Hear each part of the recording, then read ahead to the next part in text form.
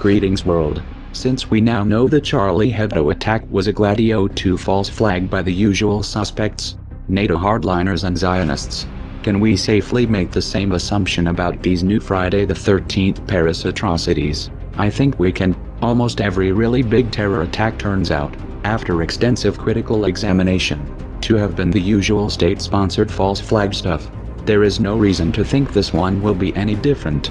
The first question, as always, is who gains? And the answer, as always, is authoritarian insiders, Zionists, militarists, New World Order instigators. Speaking of which, the ordered out of chaos thing is going into overdrive, between the destruction of several Middle Eastern countries, refugees flooding Europe, preparations for World War III versus Russia and China, and ongoing false flag terror. It seems the creative destruction people are staying busy. The authorities will surely use these new attacks in the same way they used Charlie Hebdo, as an excuse to shut down critical thinking and dissent. France's President Hollande has attacked Charlie Hebdo conspiracy theorists in harsh terms. If I were a truly paranoid conspiracy theorist, I would say the Charlie Hebdo hyperps are fleeing forward into even bigger chaos and an even bigger crackdown on freedom, especially the freedom to seek the truth about false flag terror. And let's not forget that the EU just instituted mandatory labeling of products from the occupied territories. The Zionists are throwing a gargantuan hissy fit, just like right before the Charlie Hebdo attacks. So the least that can be said is that the timing seems extremely suspicious. Then again, maybe it's all just coincidence.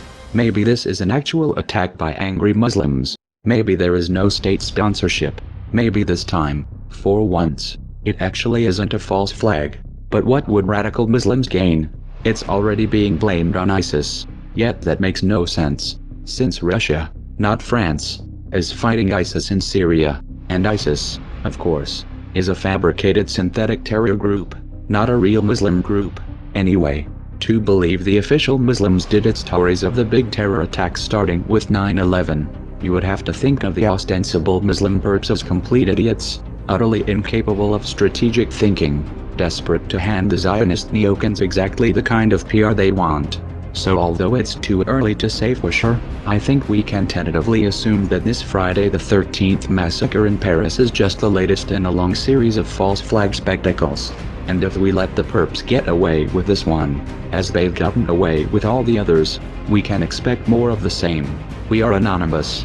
We are legion. We do not forgive. We do not forget. Expect us.